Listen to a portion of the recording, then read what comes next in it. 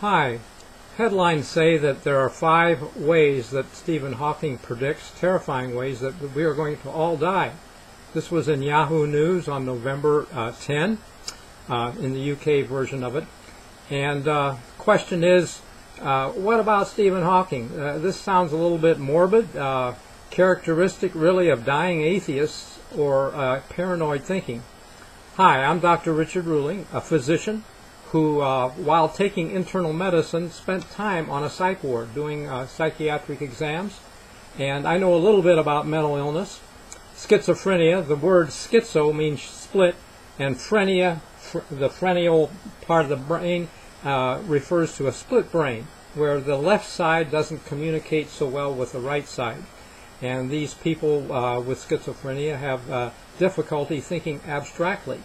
So that a mental exam might ask a question like, what does it mean that you shouldn't cry over spilt milk, or that birds of a feather flock together? A person with schizophrenia would say, well, those birds just like to fly together.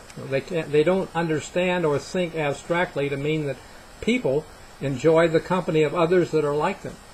So in a sense, we're thinking that just because people don't see God doesn't mean He doesn't exist. There can be evidence that we're not looking at. And the absence of evidence doesn't mean it's not there. We'll look at that a little more later.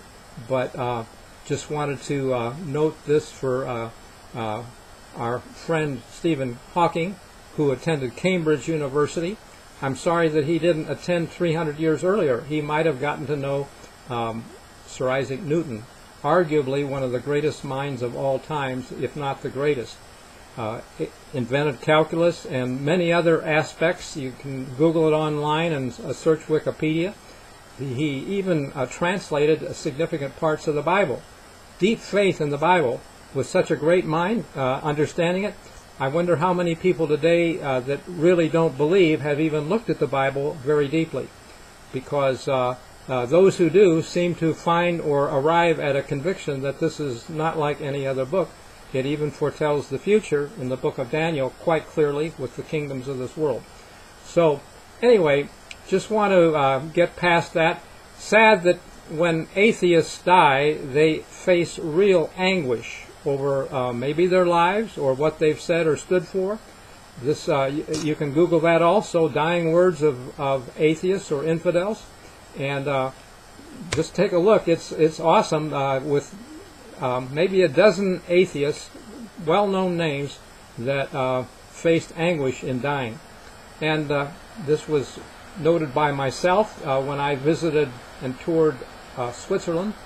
The tour guide pointed out to us the house of Voltaire. Voltaire was an atheist who predicted that in a few years the Bible would be a forgotten book. But interesting, the International Bible Society has its headquarters in Voltaire's old house. So who is forgotten? I hope Voltaire is forgotten before the Bible. Let's look at for a moment what Solomon said, keep your heart with all diligence, for out of it are the issues of life.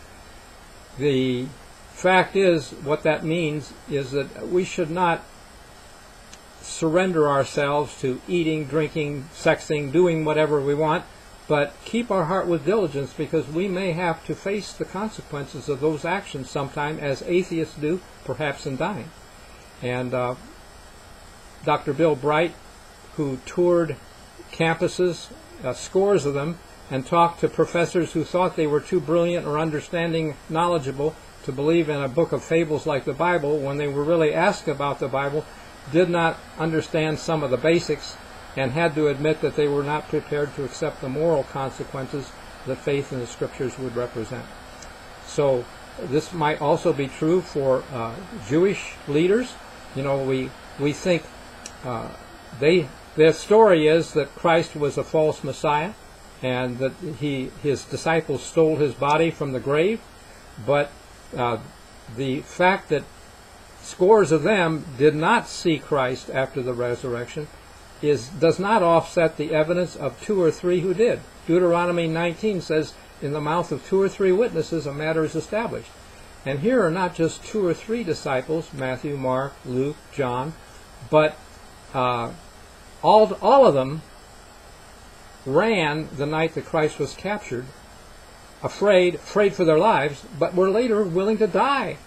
Would you be willing to die for a lie? Well, that you had seen Christ? I think not.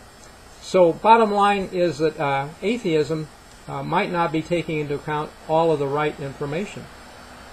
And another sad fact is what I believe is Catholicism has its end stage in atheism, where I have talked with people who didn't believe in God, but they began as Catholic. And thinking about it, would you really want to believe in a God who's going to burn you forever if you don't get it right? And some of that includes when you have the communion, you have to believe when that priest pronounces the blessing in Latin that it changes that wafer into the literal body of Christ. Well, if it doesn't taste like it, it might be hard to believe that. And if you wanted to Google an interesting little poem, A Roman Miracle, it's a poem about a Protestant gal who married a Catholic. Humorous, interesting, but a real truth besides. The issues in the Catholic Church with many of its fables come from even the first page of the Bible, when God said, "Let us make man in our image." Jewish people too have a problem understanding that statement, that we are made in God's image, because the word for God is Elohim. It's a plural word, and its base, Elohim, has Eloah as a feminine root. So when who was God talking to? He was talking to somebody, and to make us in their image, male and female, suggests maybe more than we're prepared to understand from a Catholic Trinity, which they claim is the basis of all their doctrine. So it's a time for re-looking, re-examination. What do we really stand and believe on? Or do we really believe in the Bible?